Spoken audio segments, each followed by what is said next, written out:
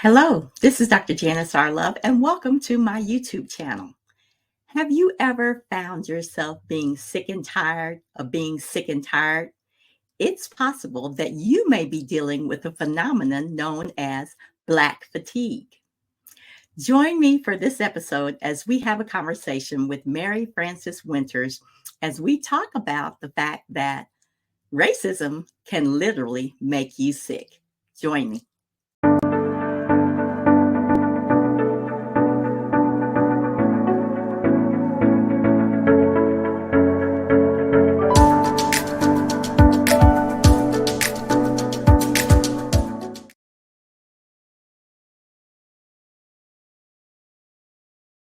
All right, so let's just go ahead and get right into it because I am just so excited about our guest for tonight. Let me introduce you all to my guest, Mary Frances Winters. Now, she is the author of about 7 books, and one of them I just happened to stumble on in the library, which is why we're having this conversation in the first place. But one of her books that is very just has been very inspirational to me is called Black Fatigue. So let me show you the cover of that book. Here it is, Black Fatigue. She also is the president, founder, and CEO of the Winters Group and a global diversity, equity, inclusion, and justice consulting firm. Now, she pretty much came of age during the 60s when the civil rights movement was going on.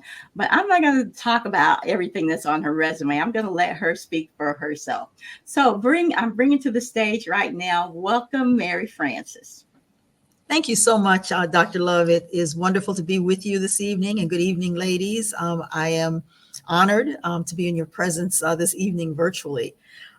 So Dr. Love, yes, I came of age during the 60s. I was raised in Niagara Falls, New York. I was adopted. I don't know anything about my birth parents, but I grew up in a loving home, a Christian home. My father grew up actually in Canada, Niagara Falls, Ontario, as did my mother. She grew up in Owen Sound, Ontario, 110 miles north of Toronto. Their family got into, the ancestors got into Canada through the Underground Railroad. So I have that.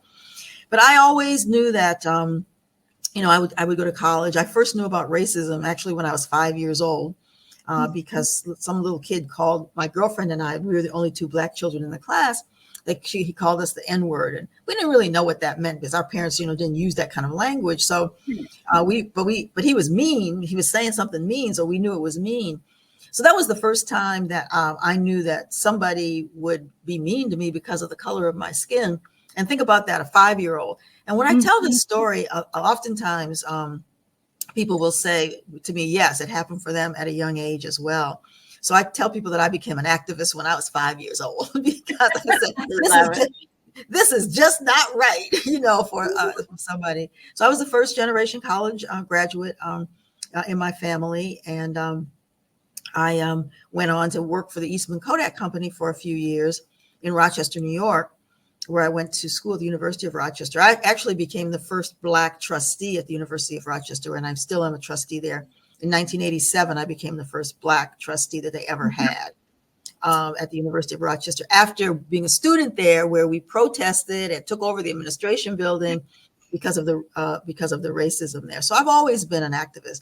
But fast forwarding to Eastman Kodak Company, I decided to leave after about 8 years there because I just didn't feel that I was making the progress that I should. And there were lots of microaggressions. Actually, Kodak picked me as one of 4 people to get an MBA in an executive program.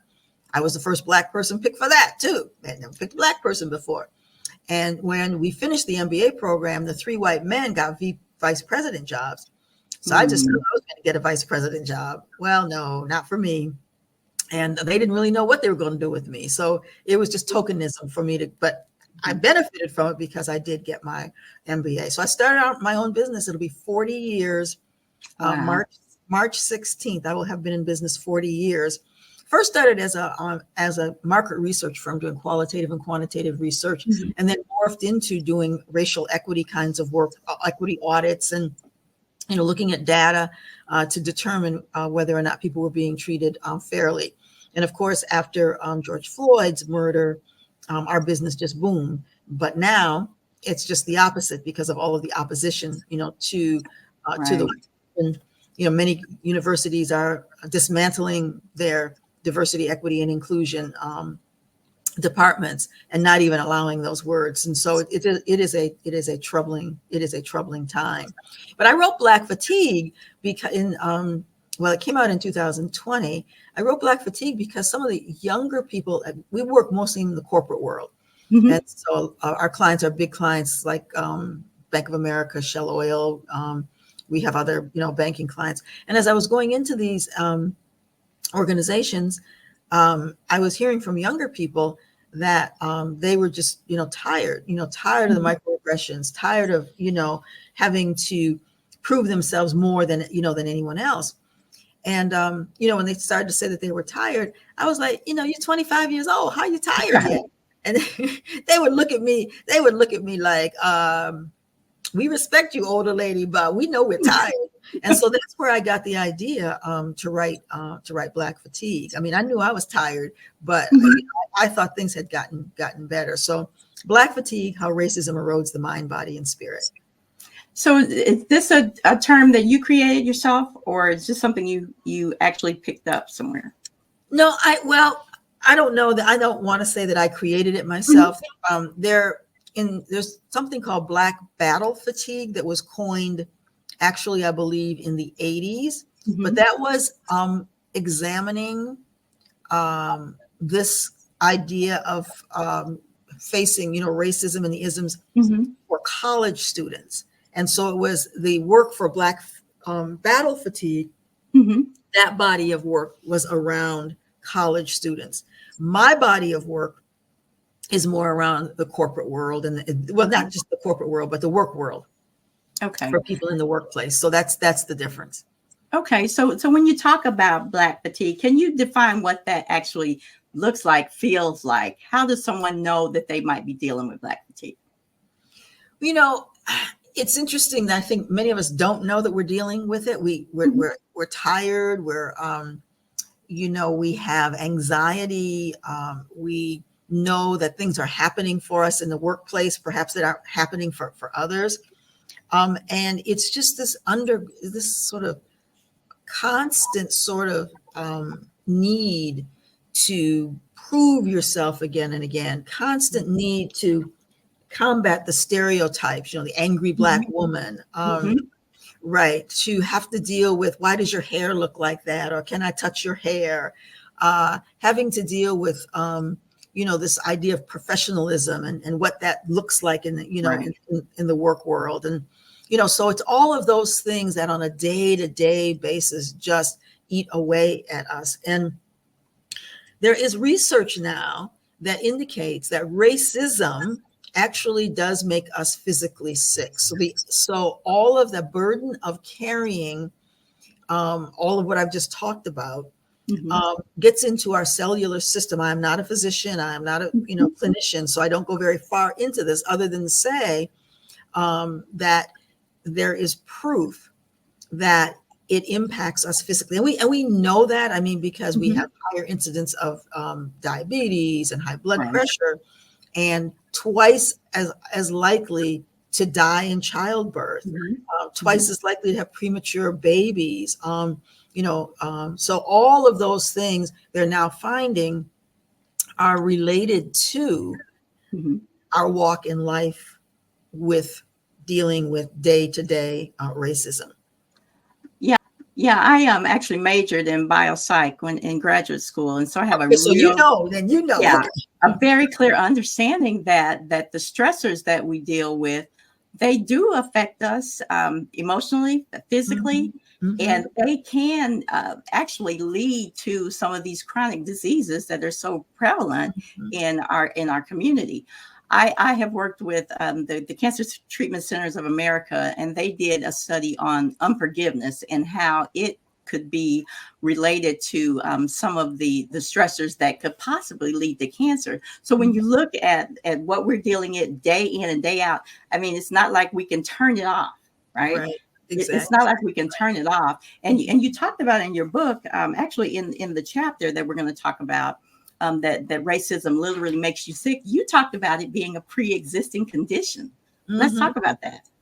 Yeah. So the studies show that it's intergenerational, and so we carry this Mm-hmm. from Mm-hmm. generation to generation. So we are born with the DNA and the cellular structure that already has this additional stress Mm-hmm. already built in. So it goes from generation to generation, and so that's the other reason that we find oftentimes that our children, are more prone to have asthma, more prone to have, other kinds of childhood ailments than other children. And that, so it's already, yes, it's a pre-existing condition that, think about the 400 years, right? And the Mm-hmm. generation to generation. And, people will talk about, well, it's what we eat. Well, I mean, that contributes to it, but Right. why is it that we ever ate that food in the first place, right? Because that's all we could eat, right? Mm-hmm. However, it's not just what we eat; it's what we Right. experience. Right. So when we look at all the systemic issues such as health disparities, we already know those exist. I worked in healthcare for 23 years, and that is something that I saw very loud and clear, even though I was working at a community health center that served primarily African Americans. The things that they were coming in and dealing with, the stressors, the access to, whether it was to food, healthy food, or even medicines or whatever that they needed in order to heal.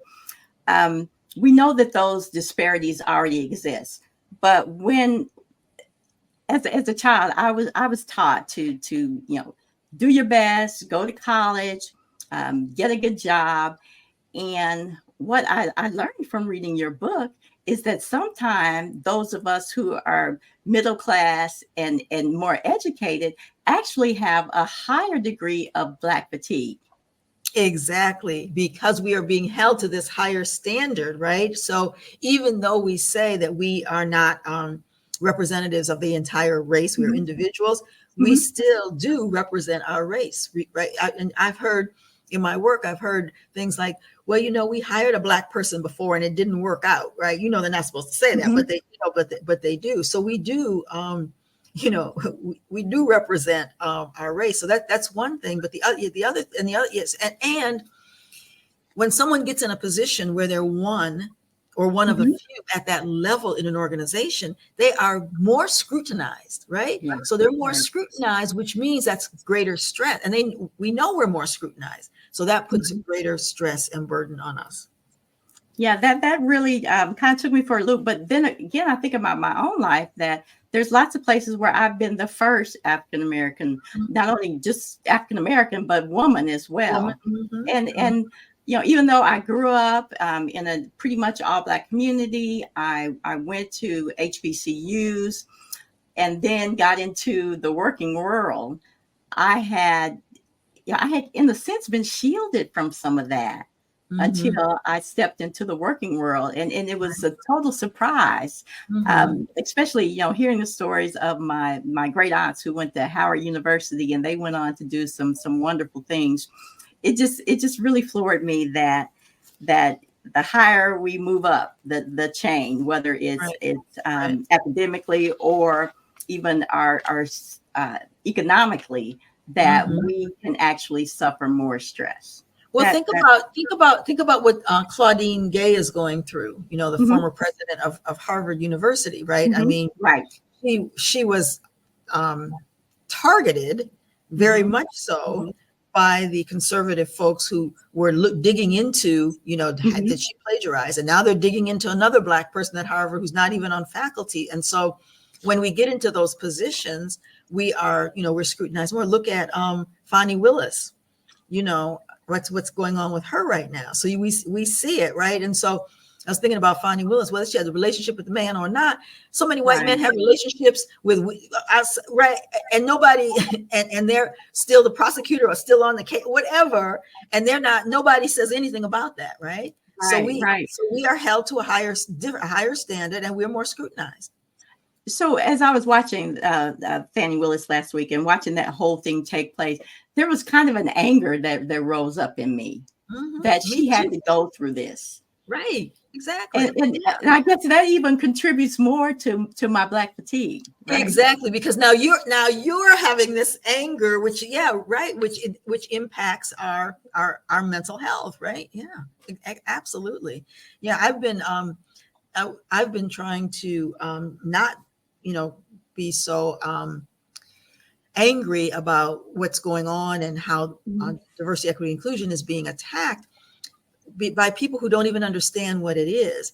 They think it's just about Black people. It's not. Right, Diversity, right. equity, inclusion is about people with disabilities. It's about people who are on the autism spectrum. It's about veterans. It's about, it's about people over 40. It's, Mhm. it's about ageism, and all of those things that diversity is about. But they're attacking it because they think that, I believe that they think that Black people are going to get something that, quote, they don't think that we deserve. So again, the attack, the anti-Black racism is Mhm. just so embedded in our Mhm. society. Um, and now they don't want to admit that, because that's why they're saying, oh, we're going to ban the books. We can't talk about racism. Right, right, right. Well, I know I got your book in the library, so they hadn't kicked it out yet, They hadn't, right? they hadn't kicked that one out yet, right? Yeah, yeah. Let me just give you another story. This is something that Okay. happened to somebody in my family that they're going through right now. So there's someone in my family, a Black woman, who's in academia, and she has graduate students working for her. She has a Black graduate student woman and a white graduate student woman. Both of these graduate students had come to her to say that they were just under a lot of stress, Mhm. um, in their lives, and with their studies and whatnot. And when the Black woman came to say that there had to be an investigation and a policy and all of this, and we had to take it. When the white woman, a month or so later, came and basically said the same kinds of things, the head of the department said, "Oh, we have to deal with this right away. We have to give her a partial leave of absence." And so the person in my family pointed out how these two women were treated differently, Mhm. right? And so now this person in my family has to go through this as well, because she's having to fight this, saying, look, you're treating these two people, differently. And the head of the department literally lied Mhm. about the situation. And so not only is the Black woman who's the graduate student who needs support not getting the support that she needs, but my family member, Black woman, is trying to support her. And so these are, like you were mentioning earlier, these everyday things, everyday things that we're faced with. Wow. So since this show is all about asking for a friend, let's say there's a woman who is dealing with this very thing in such a way that it is causing her illness, it's causing Mhm. her health challenges, it's causing her emotional challenges. What would your recommendation be for her to, where would you suggest she even start? Well, I would suggest that she start with, a trusted friend or Mhm. family member, somebody who is already close to her, Mhm. to share the situation, because trust is so important, and you can't Right. always trust everybody Mhm. with your pain, Mhm. that you have. So I would say, to start there. In the situation that I just described, my family member says that she has support from other people in her department and other Okay. people, right? Okay. And um, so I think it is really important to go to someone that that you Mhm. trust, a spiritual advisor, right? Your Mhm. pastor, Mhm. but somebody that you trust with the situation, and somebody that you think will help you with objectivity as well, because sometimes we have our own biases, right? Right. And we may Right. see a situation, and sometimes it just takes a word that somebody can reframe something for you, and you now see it differently. Okay. Okay. Now you talked about in your book that there were some solutions. There's are some systemically, right? There's lots of research. Your organization is doing some research. Your organization Mhm. is also working with corporations to help them to be aware. Tell us about some of the things that you're doing with corporations. Right. So we're doing some audit work where we look at data, hiring data, promotion data, termination data, and we look at it to see if there are disparities based on race, based on gender, based on age, so that we can see, where the disparities are statistically, and then have discussions with them as to why. So there's some pushback in even doing these kinds of audits because people, sometimes the organization, they don't want to know it. They say, well, we don't do it, the audit, then we don't know it. The same, I didn't mention pay equity, but pay equity as well, because Black women make less than anybody. So, I think it's 60 cents to the dollar. I think it's 80 cents for white women. Don't quote me on that particular statistic because I may not be exactly right, but it's the lowest, right? It's lowest. It's the lowest, right? Whatever it is, it's the lowest. And we also have to think about the kind of jobs that many Black women have. Oftentimes, Black women are sequestered into those lowest paying jobs, those, entry-level healthcare workers. They don't, they make barely minimum wage, domestic workers. And so that's been, since the beginning of time. And when you look at it, it still hasn't changed. So 33% of Black women work in jobs with no benefits at all. Wow. Yeah, that statistic was stuck in my head, and I remembered that one. Yeah, wow. So those of us who have gotten college degrees and have gotten into professional jobs, we have to remember our sisters. There are many of our sisters who are still right. Yeah, and that dates back to to World War II, when women went back into the workplace, because men were at war, but Black women, again, were in the lowest, the lowest professions. And there were actually laws that discriminate because you could discriminate back then. So there were actually laws that discriminated and said, well, Black women don't get this. White women will get this, Black women won't.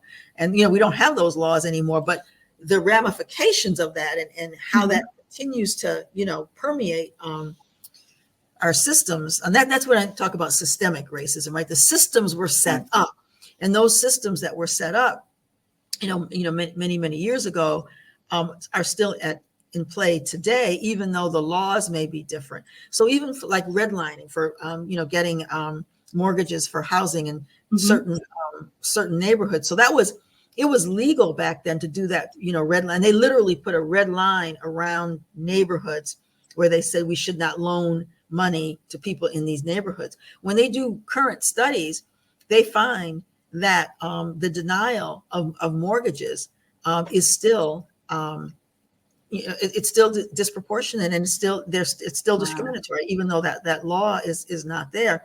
You think about housing, so you think about Black women. Many Black women are single mothers, and I talk about this in the book too. They say that Black men get locked up, and Black women get locked out. So Black women are more likely to be evicted. And all of the ramifications of that, because if somebody is evicted, they've got to put the furniture someplace, they've got to store the furniture, so that's money. They have children, the children have to go now to a different school. That's disruption. That's a lot of stress. They also found in this one study that Black men were able to negotiate back rent by doing jobs around the apartment complex. And they say, okay, hire me and I'll do these jobs. Well, for Black women, sexual favors. Wow. So you want to do something and get your rent lowered, not have to pay your rent. Okay. Yeah. So a study. So it's insidious, Dr. Love, and it just creates Black fatigue. Obviously, I mean, just describing that situation with dealing with being kicked out of your apartment, or we're trying to find a new place to live, dealing with your children. I mean, it's any wonder. But you talked about in your book, when you start talking about solutions, you talked about that faith and an ardent belief in God is one of the things that helps us when it comes to this Black fatigue. Right.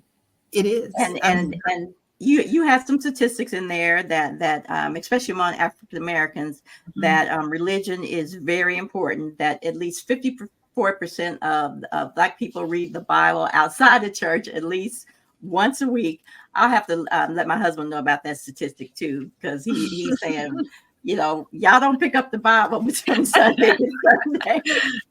But you talked about faith, first of all, being a way to deal with this, and then you talked about self care, how critical it is that we take care of ourselves, and talk about mhm. some of the ways that tend to be beneficial for as far as self care is concerned when it comes to Black fatigue.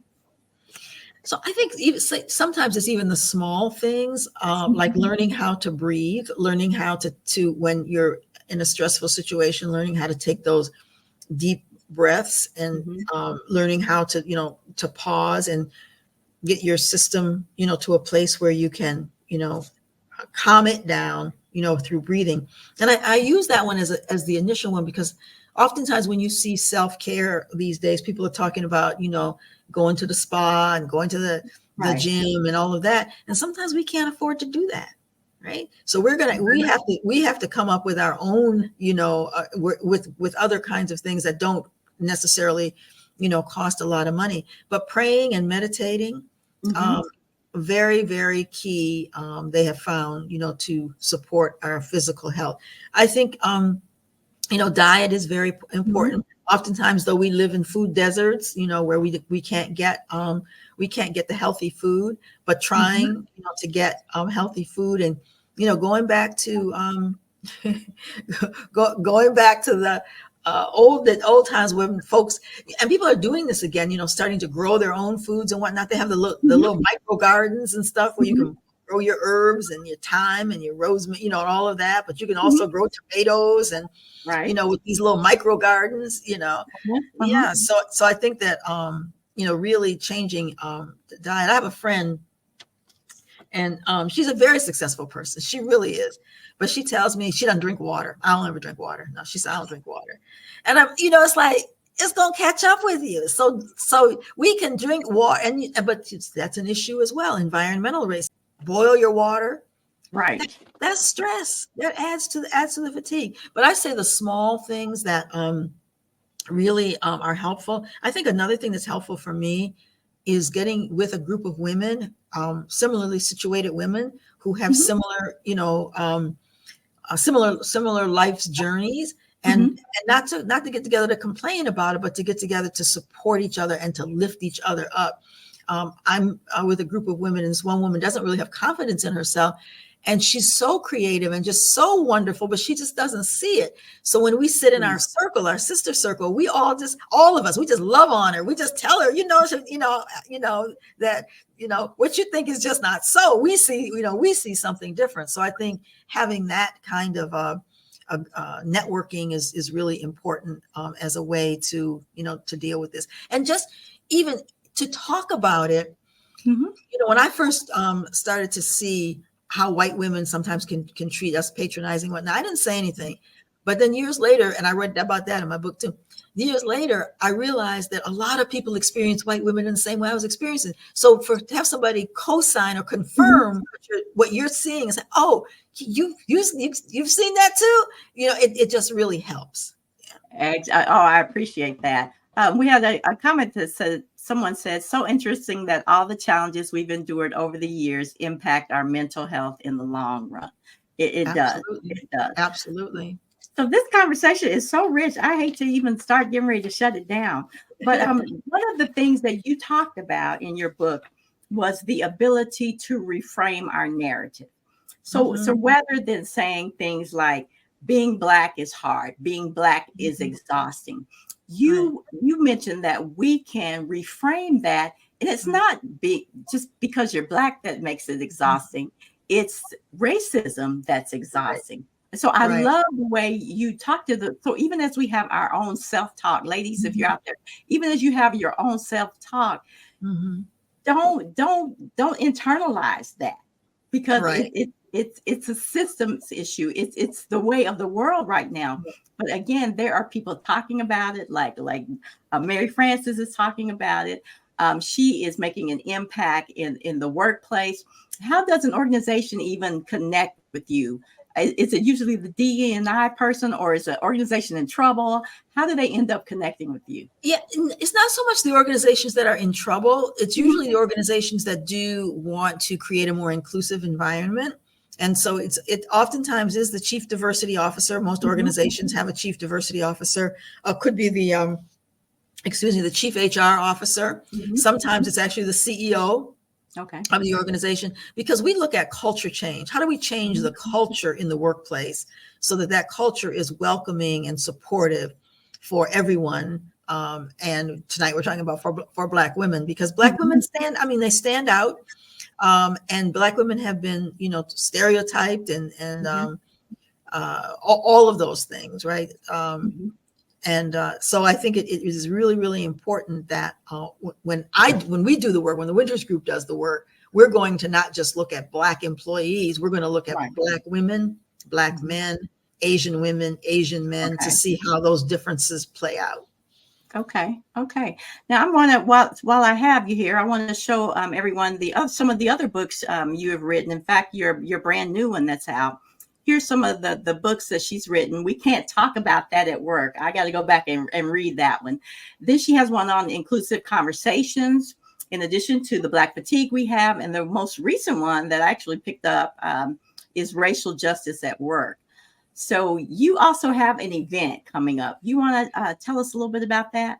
We do. The Winters Group is celebrating 40 years in business, and we're having a 3-day virtual summit called Racial Justice at Work, Justice for All. And it is April 23rd through the 25th. We have Ibram X. Kendi.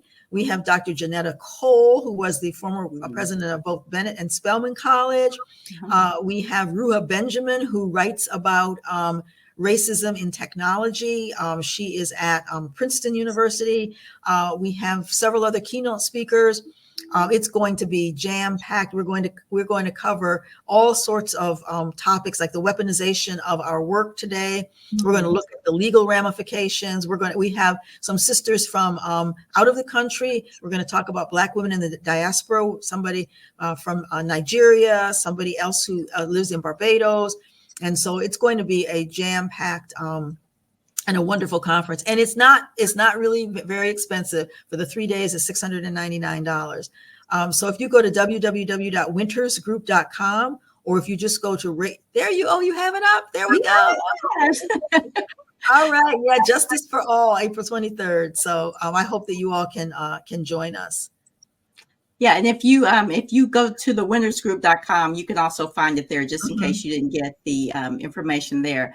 But yes, I'm excited for all that you're doing, especially just to make a difference in the lives of not only women, but those of us who may have experienced Black fatigue, or in order to even help our children to grow up and have a better situation and be able to deal with those stressors that are related to Black fatigue. I appreciate the work that you're doing. And I really appreciate the fact that you came out here and hung out with me for a little while just to talk about things. I'm going to just kind of put your information up there, wintersgroup.com. And again, go to Amazon and grab her books. Just look for Mary Frances Winters, and grab some of her books and follow some of the work that she's doing. You're doing a great work. God bless you for what you are doing. And I am just grateful that you took this time out to have a conversation with me. And I'm gonna be following you to see what you're up to. Thank you. Thank you for having me. I really appreciate it. All right. If anybody has any questions out there, I don't see any questions that popped in the comments. But again, when someone else says support makes all the difference. So shout out to those sister circles out there that are helping out one another and listening to one another's stories, praying with one another, and supporting one another. So do what you can in order to continue to survive this epidemic, so that even though it's a pre-existing condition, it doesn't have to ruin you. It doesn't have to kill you. Right. Exactly. All right. So thank you again. And everyone, I'll see you next week right here at 7 p.m. Central Time. We're going to be talking about heart disease amongst women, which could be one of the causes could be that Black fatigue that we're Mhm. experiencing. So join me right here, 7 p.m. Central Time next week for Asking for a Sister Friend. Until next time, everyone, be blessed. Bye-bye. Bye. In a follow-up conversation with Mary Frances Winters, I asked her why breathing was such an effective technique for dealing with Black fatigue. We talked about during the pandemic when George Floyd was killed. Many people shared his sentiment in saying, I simply cannot breathe. So when we are dealing with Black fatigue causing us to feel like we can't breathe, one of the most effective ways for dealing with that is simply learning how to breathe.